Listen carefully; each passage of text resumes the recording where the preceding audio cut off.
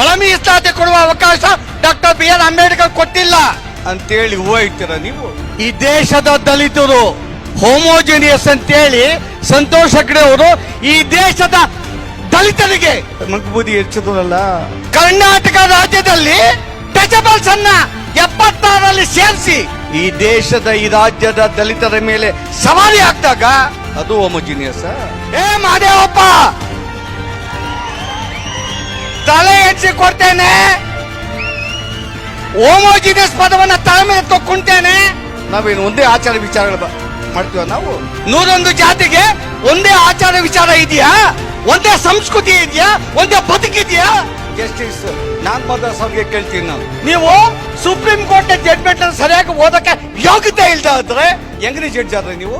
August 1 judgment ಬರೋದಿಕ್ಕೆ ಈ ರಾಜ್ಯದ ಈ ದಕ್ಷಿಣ ಭಾರತದ ಮಾದಿಗರ ಶ್ರಮ ಇದೆ. ರೇ ಹುಚ್ಚರ ಆರ್ಟಿಕಲ್ 341 ಆ ಒಳ ಮೀಸಲಾತಿಗೆ ಏನ್ರಿ ಸಂಬಂಧ? ಈ ದೇಶದ ಎಲ್ಲ ರಾಜ್ಯಗಳು ಸಾರ್ವಭೌಮರು ಒಳ ಮೀಸಲಾತಿ ಕೊಡ್ಲಿಕ್ಕೆ ಅಂತೇಳಿ ಸುಪ್ರೀಂ ಕೋರ್ಟ್ ಜಡ್ಜ್ಮೆಂಟ್ ಕೊಟ್ಟಿರೋದು. 2ನೇ ಮಹಾಯುದ್ಧದಲ್ಲಿ ಬ್ರಿಟಿಷರು ಗೆದ್ರೆ ನಿಮಗೆ ಸ್ವಾತಂತ್ರ್ಯ. 1944ರಲ್ಲಿ ಈ ದೇಶದಲ್ಲಿ ಅನೇಕ ಮಿಡಲ್ಗಳನ್ನ ಯುದ್ಧವನ್ನ ಮಾಡಿ ಮಿಡಲ್ಗಳನ್ನ ಪಡೆದಂತ ದಿ ಚಮ್ಮ ರೆಜಿಮೆಂಟ್ ಯುದ್ಧ ಭೂಮಿಯಲ್ಲಿ ಬ್ರಿಟಿಷರ ಪರವಾಗಿ ಜಪಾನನ್ನ ಹಿಮ್ಮೆಟ್ಟಿ ಗೆದ್ದಂತ ದಾಖಲೆ ದಿ ಚಮ್ಮ ರೆಜಿಮೆಂಟ್ ಇತಿಹಾಸವನ್ನು ನೋಡ್ರಿ. ಯಾರೊಬ್ರಲ್ಲಿ ದೇಶದ ಸ್ವಾತಂತ್ರ್ಯ ಬರೋದಕ್ಕೆ ಈ ರಾಜ್ಯದ ಈ ದೇಶದ ಮಿಲಿಟರಿಯಲ್ಲಿ ದಿ ಚಮ್ಮ ರೆಜಿಮೆಂಟ್ ಹೋರಾಟ ಮಾಡುತ್ತಾ ಯುದ್ಧದಲ್ಲಿ ಭಾಗವಹಿಸಿದ್ದಾರೆ. ಕರ್ನಾಟಕ ರಾಜ್ಯದ ಮೂಲೆ ಮೂಲೆಗಳಲ್ಲಿ ಒಳ ಮೀಸಲಾತಿಯ ಜಾಗೃತಿಯನ್ನ ಮೂಡಿಸಿ ಕ್ರಾಂತಿಕಾರಿ ಸೇನಾನಿಗಳು ನಮ್ಮ ಭಾಸ್ಕರ್ ಪ್ರಸಾದ್ ಅವರ ನೇತೃತ್ವದಲ್ಲಿ ಕೊನೆಯ ರಣಕಹಳೆಯ ಸಂದೇಶವನ್ನ ಸರ್ಕಾರಕ್ಕೆ ನೀಡಲಿಕ್ಕೆ ಆಗಮಿಸಿರ್ತಕ್ಕಂಥ ಎಲ್ಲ ನನ್ನ ಭೀಮಸೇನಾ ಕಾರ್ಯಕರ್ತರಿಗೆ ವಿಶೇಷವಾದ ಅಭಿನಂದನೆ ಸಲ್ಲಿಸ್ತೇನೆ. ಅನೇಕರಿಗೆ ಈ ಒಂದು ಕಾರ್ಯಕ್ರಮದಲ್ಲಿ ರಾಜಕಾರಣಿಗೆ ಪ್ರವೇಶ ಇಲ್ಲ, ಆದರೂ ನಾರಾಯಣ ಸ್ವಾಮಿಯನ್ನು ಯಾಕೆ ಕರೆಸ್ತು ಅಂತ ಪ್ರಶ್ನೆ ಅನೇಕರಲ್ಲಿ ಇದೆ. ದಶಕಗಳಿಂದ ದಕ್ಷಿಣ ಭಾರತದಲ್ಲಿ ಒಳ ಮೀಸಲಾತಿ ಬಗ್ಗೆ ಅನೇಕ ಚರ್ಚೆಗಳು ನಡೆದಿದೆ. ಈ ದೇಶದ ಅನೇಕ ರಾಜಕೀಯ ಪಕ್ಷಗಳು ಭಾರತದಲ್ಲಿ ಒಳ ಮೀಸಲಾತಿಯ ಅವಶ್ಯಕತೆ ಇದೆ, ಒಳ ಮೀಸಲಾತಿಯ ಬಗ್ಗೆ ಕರ್ನಾಟಕದಲ್ಲಿ ಮಾತಾಡ್ತಾರೆ, ಗುಮ್ಮ ಹೇಳ್ತಾರೆ ಸಂವಿಧಾನದಲ್ಲಿ ಅವಕಾಶ ಇಲ್ಲ, ಅಮೆಂಡ್ಮೆಂಟ್ ಆಗ್ಬೇಕು. ಈ ದೇಶದ ಮಾದಿಗರು, ದಕ್ಷಿಣ ಭಾರತದ ಮಾದಿಗರು ಅಜ್ಞಾನಿಗಳು ಅಂತ ರಾಜಕಾರಣಿಗಳ ಮನಸ್ಥಿತಿ. ಅರೆ ಈ ದೇಶದ ರಾಜಕಾರಣಿಗಳೇ, ಈ ದೇಶದಲ್ಲಿ ಒಳ ಮೀಸಲಾತಿ ಜಾರಿಯಾಗಿ ಪಚ್ಚೆಯಾಗಿ 49 ವರ್ಷ.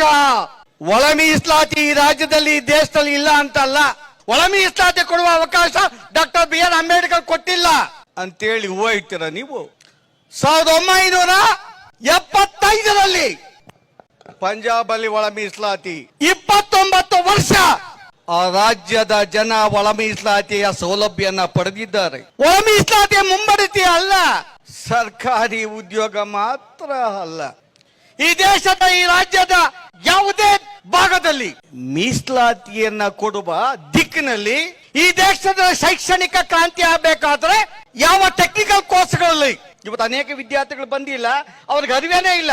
ಇದು ಕೇವಲ ಉದ್ಯೋಗಕ್ಕೆ ಅಲ್ಲ, ಈ ದೇಶದ ರಾಜಕಾರಣದಲ್ಲಿ, ಈ ದೇಶದ ಸಾಮಾಜಿಕ ವ್ಯವಸ್ಥೆಯಲ್ಲಿ ತಾಂತ್ರಿಕ ವಿದ್ಯಾಭ್ಯಾಸವನ್ನ ಉಚಿತವಾಗಿ ಕೊಡುವಂತ ಜವಾಬ್ದಾರಿ ಈ ರಾಜ್ಯದ ಈ ದೇಶದ ಸರ್ಕಾರಗಳ ಜವಾಬ್ದಾರಿ. ಅನೇಕ ವಿದ್ಯಾರ್ಥಿಗಳು MBBS ಇರ್ಬೋದು, MD ಇರ್ಬೋದು, BTech ಇರ್ಬೋದು, ಯಾವುದೇ ಒಂದು ಟೆಕ್ನಿಕಲ್ ಕೋರ್ಸ್ MD ಇರ್ಬೋದು, MSc ಇರ್ಬೋದು, ಪ್ರೊಫೆಸರ್ಸ್ ಇರ್ಬೋದು, 10 ವರ್ಷಗಳಿಂದ ಸದಾಶಿವ ಆಯೋಗ ವರದಿ ಕೊಟ್ಟ ನಂತರ ಅಥವಾ 2004ರಿಂದ ಯಾವ ಇವಿ ಚೆನ್ನಯ್ಯ ಕೇಸ್ ಈ ದೇಶದ ದಲಿತರು ಹೋಮೋಜಿನಿಯಸ್ ಅಂತೇಳಿ ಸಂತೋಷ್ ಹೆಗ್ಡೆ ಅವರು ಈ ದೇಶದ ದಲಿತರಿಗೆ ಮಗ್ಬೂದಿ ಹೆಚ್ಚಿದ್ರಲ್ಲ. ಕರ್ನಾಟಕ ರಾಜ್ಯದಲ್ಲಿ ಟಚಬಲ್ಸ್ ಅನ್ನ 76ರಲ್ಲಿ ಸೇರಿಸಿ ಈ ದೇಶದ ಈ ರಾಜ್ಯದ ದಲಿತರ ಮೇಲೆ ಸವಾರಿ ಹಾಕಿದಾಗ ಅದು ಹೋಮೋಜಿನಿಯಸ್. ಅಡ್ವೊಕೇಟ್ ಗಳಿದ್ದಾರೆ ಇಲ್ಲಿ, ಅದ್ ಯಾವಂದ್ರೆ ಜಡ್ಜ್ಮೆಂಟ್ ಕೊಟ್ಟಿದ್ದು? ಅರೆ ನಮ್ಗೆ ಗೊತ್ತಿದೆ ಈ ಕಾಂಗ್ರೆಸ್ ಸರ್ಕಾರದ ಕುತಂತ್ರ ಬುದ್ಧಿ. ಅನೇಕರು ಮಾತಾಡ್ತಾರೆ, ಈ ರಾಜ್ಯದ ಮುಖ್ಯಮಂತ್ರಿ ಅಧಿಕಾರಕ್ಕೆ ಬಂದ ಮೊದಲನೇ ಕ್ಯಾಬಿನೆಟ್ ಅಲ್ಲಿ ಒಳ ಮೀಸಲಾತಿಯನ್ನ ಕೊಡ್ತೇನೆ. ಮೊದಲನೇ ಕ್ಯಾಬಿನೆಟ್ ಏನು ಆಗ್ಲಿಲ್ಲ, ವಿಜಯೋತ್ಸವ. ಯಾರು ಈ ದೇಶದಲ್ಲಿ ಒಳ ಮೀಸಲಾತಿ ಅವಶ್ಯಕತೆ ಇದೆ ಅಂತೇಳಿ ದಕ್ಷಿಣ ಭಾರತದಲ್ಲಿ ವಿಶೇಷವಾಗಿ ಈ ಭಾಗದ ಮಾದಿಗರು ಮೀಸಲಾತಿಯಿಂದ ವಂಚಿತರಾಗ್ತಾ ಇದ್ದಾರೆ. ಕೇವಲ ಸದಾಶಿವ ಆಯೋಗ ಕಮಿಷನ್ ಅಲ್ಲ, ಆಂಧ್ರ ಪ್ರದೇಶದ ರಾಮಚಂದ್ರ ರಾವ್ ಕಮಿಷನ್ ರೇ ಮೀಸಲಾತಿ ಬ್ಯಾಕ್ವರ್ಡ್ನೆಸ್ ಮೇಲೆ ರೀ ಮೀಸಲಾತಿ ತಲೆ ಎಣಿಸಿ ಅಲ್ಲ ರೀ ಸಿದ್ದರಾಮಯ್ಯ. ಏ ಮಾದೇವಪ್ಪ ತಲೆ ಎಣಿಸಿ ಕೊಡ್ತೇನೆ, ಹೋಮೋಜಿನಿಯಸ್ ಪದವನ್ನ ತಲೆ ಮೇಲೆ ಎತ್ಕೊಂಡು ಕುಂತೇನೆ. ನಾವೇನು ಒಂದೇ ಆಚಾರ ವಿಚಾರಗಳು ಮಾಡ್ತೀವ? ನಾವು 101 ಜಾತಿಗೆ ಒಂದೇ ಆಚಾರ ವಿಚಾರ ಇದೆಯಾ? ಒಂದೇ ಸಂಸ್ಕೃತಿ ಇದೆಯಾ? ಒಂದೇ ಬದುಕಿದೆಯಾ? ಯಾವನೋ ಒಬ್ಬ ಉಚ್ಚ ಜಡ್ಜ್ಮೆಂಟ್ ಕೊಟ್ಟ. ಈ 2014 ಜಡ್ಜ್ಮೆಂಟ್ ಅನ್ನ ಅದೇ ಪಂಜಾಬ್ನ ಅರುಣ್ ಮಿಶ್ರಾ ಅವರು 2004 ಜಡ್ಜ್ಮೆಂಟ್, ಸಂತೋಷ್ ಹೆಗಡೆ ಅವರ ಜಡ್ಜ್ಮೆಂಟ್ ಈ ದೇಶದ ಯಾವುದೇ ನ್ಯಾಯ ವ್ಯವಸ್ಥೆ ಒಪ್ಪೋದಿಲ್ಲ ಅಂತೇಳಿ ಜಡ್ಜ್ಮೆಂಟ್ ಕೊಟ್ಟಾಗ 2006 ತೀರ್ಮಾನ ಮಾಡಿದ್ರೆ ನೀವು ಒಳ ಮೀಸಲಾತಿ ಕೊಡ್ಬೇಕಂತೇಳಿ ಉಷಾ ಮೆಹ್ರೆ ಅವರು ರಿಪೋರ್ಟ್ ಕೊಟ್ರೆ ತಿರಸ್ಕಾರ ಮಾಡಿದ್ರಲ್ಲಿ ಕೇಂದ್ರದಲ್ಲಿ ನೀವು ಯಾರಿಗೂ ಗೊತ್ತಿಲ್ಲ ಅಂತಾನ? ಉಷಾ ಮೆಹ್ರಾ ಅವರು ಈ ದೇಶದ ಅನೇಕ ಜಾತಿಗಳಿಗೆ ಮೀಸಲಾತಿ ಸಿಗ್ತಾ ಇಲ್ಲ, ಅದಕ್ಕಾಗಿ ಹಿಂದುಳಿದಿದ್ದಾರೆ. ಕಮಿಷನ್ ರಿಪೋರ್ಟ್ ಕೊಟ್ರೆ ತಿರಸ್ಕಾರ ಮಾಡ್ತೀರಾ? ದಲಿತರಿಗೆ ಗೊತ್ತಾಗೋದಿಲ್ಲ ಅಂತನ? ಮಾದಿಗರಿಗೆ ಗೊತ್ತಾಗೋದಿಲ್ಲ ಅಂತನ? ಅರೆ ಇಷ್ಟು ಮಾತಾಡ್ತೀರಾ, ಸನ್ಮಾನ ಮಾಡ್ತೀರಾ. ದಕ್ಷಿಣ ಭಾರತದ ಮತ್ತೊಬ್ಬ ಅಂಬೇಡ್ಕರ್, ಎಷ್ಟು ಜನ ಅಂಬೇಡ್ಕರ್ಗಳು? ಎಷ್ಟು ಜನನಪ್ಪ? ರೇವಂತ್ ರೆಡ್ಡಿ ಅಂಬೇಡ್ಕರ ಅಲ್ಲ? ನಾನು ಹೇಳ್ತಾ ಅವ್ರ ಕಡೆ ಹೇಳ್ಕೊಂಡ್ ಬರ್ತಾ ಇದ್ದೆ ಅಣ್ಣ. ಅವ್ರು ಜಾರಿ ಮಾಡ್ತಾರಲ್ಲ, ನೀನ್ ಇನ್ನೂ ಜಾರಿ ಮಾಡ್ಲಿಲ್ಲಪ್ಪ. ಮೀನಾಮೇಷ ಹೇಳಿಸ್ತಾ ಇದ್ದೀಯಾ? ನಿನ್ನ 60 ಪಟ್ಟಿಯಲ್ಲಿ ಬ್ಯಾಕ್ವರ್ಡ್ನೆಸ್ ಬಗ್ಗೆ ಏನಂತ ಕೇಳಿದೀಯಾ? ಜಸ್ಟಿಸ್ ನಾಗಮದಾಸ್ ಅವ್ರಿಗೆ ಕೇಳ್ತೀನಿ ನಾನು. ನೀವು ಸುಪ್ರೀಂ ಕೋರ್ಟ್ ಜಡ್ಜ್ಮೆಂಟ್ ಅನ್ನು ಸರಿಯಾಗಿ ಓದಕ್ಕೆ ಯೋಗ್ಯತೆ ಇಲ್ದ ಆದ್ರೆ ಹೆಂಗ್ರಿ ಜಡ್ಜ್ ಆದ್ರೆ ನೀವು? ಓದುವಂತ ಡೈರೆಕ್ಷನ್ ಅನ್ನ, ಜಡ್ಜ್ಮೆಂಟ್ ಅನ್ನ ಪ್ಯಾರಾವೈಸ್, ಸೆಂಟೆನ್ಸ್ ವೈಸ್ ಓದ್ಬೇಕಲ್ಲ. Empirical data on the backwardness ಮಾಡಿದ್ದೀರಾ ರಿಪೋರ್ಟ್ ಅಲ್ಲಿ? ಬದ್ಲಿ ನನ್ನ ಮುಂದೆ ನಿಂತ್ಕೊಳ್ಳಿ ಅವನಾದವನು. ಅರೆ 2004 ಈ ದೇಶದ ಯಾವುದೇ ರಾಜ್ಯದ ಮುಖ್ಯಮಂತ್ರಿಗಳು ಅಂದಿನ ಜಡ್ಜ್ಮೆಂಟ್ ಸರಿ ಇಲ್ಲ ಅಂತೇಳಿ ಸುಪ್ರೀಂ ಕೋರ್ಟ್ಗೆ ಯಾರು ಅಪೀಲ್ ಹೋಗ್ಲಿಲ್ಲ. ಅದೆಂಗಾಗ್ತಾರೆ ರೀರಮ್ಮ ಅವರೇ? ಯಾವನು ಅಪೀಲ್ ಮಾಡ್ಲಿಲ್ಲ. ಅದೇ no single government has appeal except Punjab ಬಿಟ್ರೆ ಯಾವುದೇ ರಾಜ್ಯ ಸರ್ಕಾರ ಆ ಸುಪ್ರೀಂ ಕೋರ್ಟ್ ನ ಸಂತೋಷ್ ಹೆಗ್ಡೆ ಅವರ ಜಡ್ಜ್ಮೆಂಟ್ ವಿರುದ್ಧ ಅಪೀಲೇ ಮಾಡ್ಲಿಲ್ಲ ರೀ. ಮೂರ್ಖ ರೀತಿ ಹೋರಾಟ ಮಾಡ್ತಾ ಇದ್ದೀವಿ ನಾವು. ಅರೆ ಆ ಮಹಾತ್ಮ ಅರುಣ್ ಮಿಶ್ರಾ ಹೇಳ್ತಾರೆ ರೇ ಸರಿ ಇಲ್ಲ ರೀ, ಯೋಗ್ಯತೆ ಇಲ್ಲ ಆ ಜಡ್ಜ್ಮೆಂಟ್ ಅನ್ನ, ಯಾರು ಓದಕ್ಕೆ ಯೋಗ್ಯತೆ ಇಲ್ಲ ರೀ, ದಯವಿಟ್ಟು ಲಾ ಜಡ್ಜ್ಮೆಂಟ್ ಕಾನ್ಸ್ಟಿಟ್ಯೂಟ್ ಮಾಡ್ರೆ ಹೋದ್ರ. ಅದಕ್ಕೆ ಅಪೀಲ್ ಹೋದ್ರ? ಯಾವ ಸರ್ಕಾರ ಅಪೀಲ್ ಹೋಯ್ತು? ಯಾವ ಮುಖ್ಯಮಂತ್ರಿ ಕ್ಯಾಬಿನೆಟ್ ಅಲ್ಲಿ ಅಪೀಲ್ ಹೋಗೋಣ ಅಂತ ತೀರ್ಮಾನ ಮಾಡ್ರ? ಇದರ ಡಾಕ್ಯುಮೆಂಟ್, ಇದರ ಅಟೆಂಪ್ಟ್ ಫಾರ್ ಒಬ್ಬನು ಅಟೆಂಪ್ಟ್ ಮಾಡ್ಲಿಲ್ಲ, ಒಬ್ಬನು ಅರ್ಜಿ ಹಾಕ್ಲಿಲ್ಲ, ಒಂದು ಸರ್ಕಾರವನ್ನು ಮುಂದೆ ಬರ್ಲಿಲ್ಲ. ಒಳ ಮೀಸಲಾತಿ ನಾವೇ ಕೊಟ್ಟಿದ್ದು, ನಾವೇ ಡಾಕ್ಟರ್ BR ಅಂಬೇಡ್ಕರ್, ನಾವೇ ದಲಿತರ ಆಶಾಕಿರಣಗಳು. ಏನು ಮೂರ್ಖರ ನಾವು? ಅಲ್ಲ ಇದೇನಪ್ಪ ನೀನು ಸಮಾಜ ಕಲ್ಯಾಣ ಮಂತ್ರಿ ಆಗಿದ್ದೆ, ನೀನೇನ್ ಹಿಂಗ್ ಮಾತಾಡ್ತಾ ಇದೀಯಾ?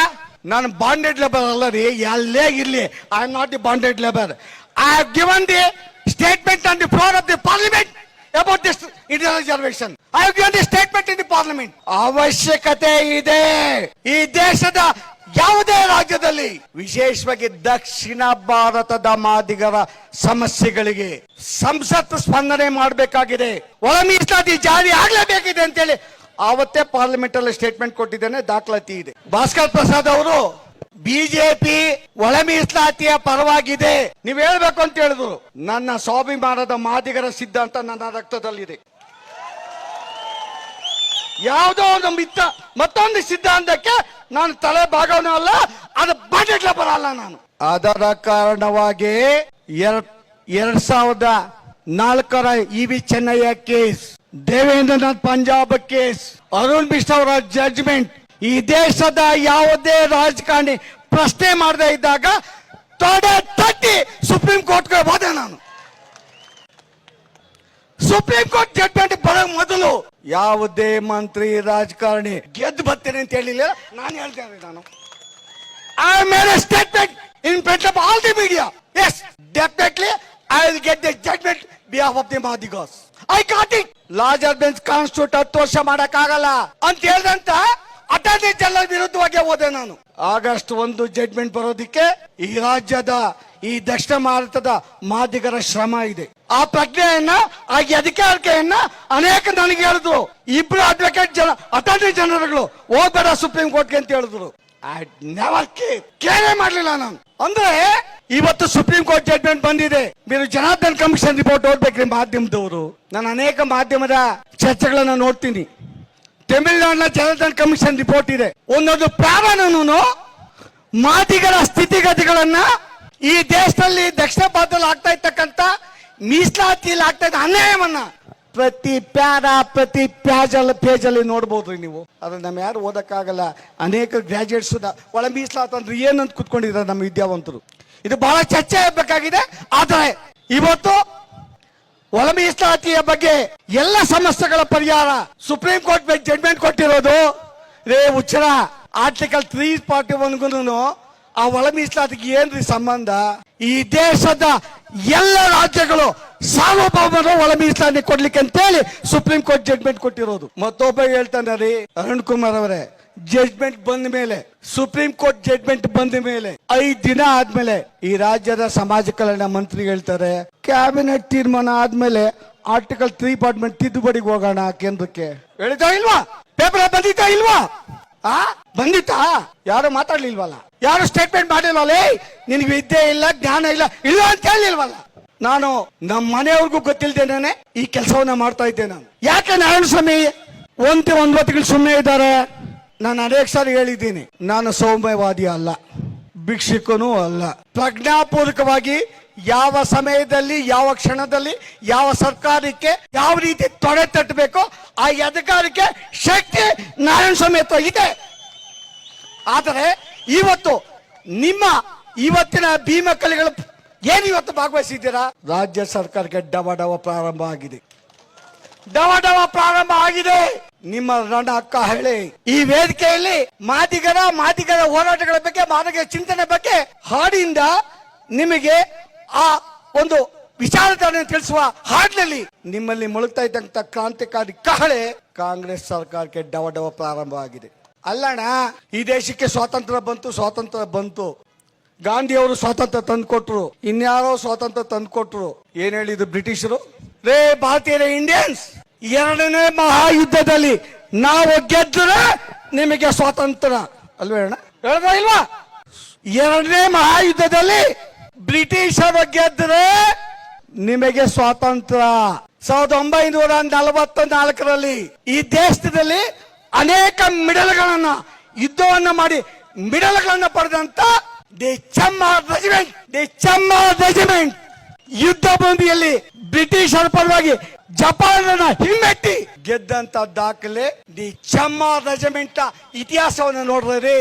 ಯಾರೊಬ್ರಲ್ರಿ ದೇಶತ್ವ ಸ್ವಾತಂತ್ರ್ಯ ಬರೋದಕ್ಕೆ ಈ ರಾಜ್ಯದ ಈ ದೇಶದ ಮಿಲಿಟರಿಯಲ್ಲಿ ದಿ ಚಮ್ಮಾರ್ ರೆಜಿಮೆಂಟ್ ಹೋರಾಟ ಮಾಡಿದ್ದ ಯುದ್ಧದಲ್ಲಿ ಭಾಗವಹಿಸಿದ್ದಾರೆ. ಮತ್ತೊಂದು ಚಮ್ಮಾರ್ ರೆಜಿಮೆಂಟ್ ಪ್ರಾರಂಭ ಆಗಬೇಕು. ಚಮ್ಮಾರ್ ರೆಜಿಮೆಂಟ್ ಪ್ರಾರಂಭ ಆಗಬೇಕು.